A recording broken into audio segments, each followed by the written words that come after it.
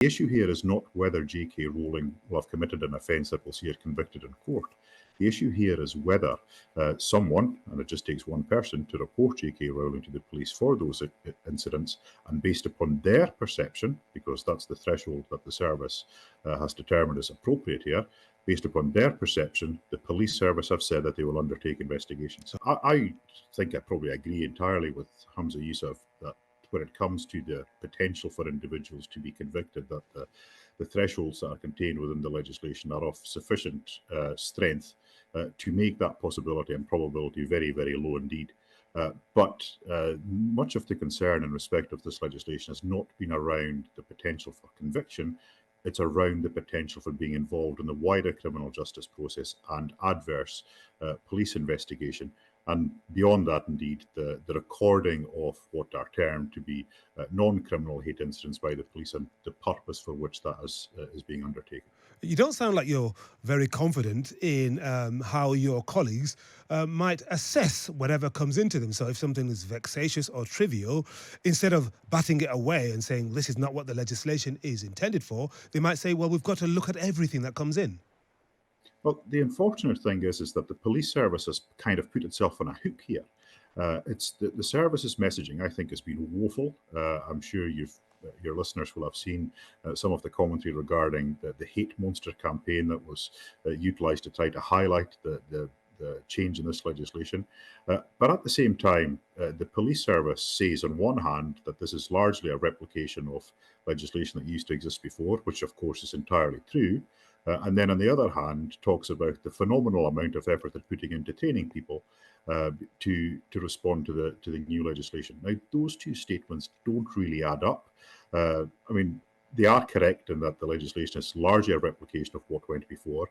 But if the issue of training is such a fundamental concern and demand for the service, one has to ask what it is that police officers are actually being trained in. And my former colleagues who get in touch with me tell me that the training they're being given is frankly pitiful. It's embarrassing. Falls a long way short of anything that would be considered meaningful training. There's largely broadcast messaging through online platforms and doesn't really amount to anything instructive or informative to those that are expected to deal with what has turned out to be a very, very heated set of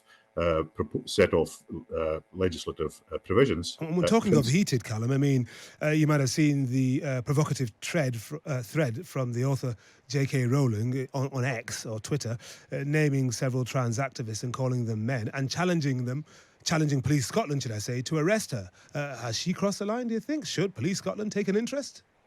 Well, I don't think she's crossed the line, but more importantly, some of the examples that JK Rowling highlighted were in respect of male-born sex offenders who now identify as women for the purposes, arguably, of just trying to get into a more pleasant prison environment, if such a thing exists, where they're surrounded by more vulnerable women themselves locked up in custody.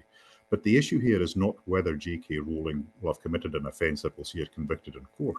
The issue here is whether someone, and it just takes one person, to report JK Rowling to the police for those incidents, and based upon their perception, because that's the threshold that the service has determined is appropriate here, based upon their perception, the police service have said that they will undertake investigations. Okay. Now, the level and depth of that investigation, of course, will be dependent on the circumstances. All right, Calum Steele, General Secretary at the International Council of Police Representative Associations, thank you very much indeed for joining us. The Scottish Government has issued a statement. They say, we've worked with partners, including Police Scotland, to ensure effective implementation of the legislation, and the timetable for commencement has allowed for the delivery of a robust package of training and guidance for police officers. Are you reassured by that? Do get in touch in the usual way and we'll read out what you have to say.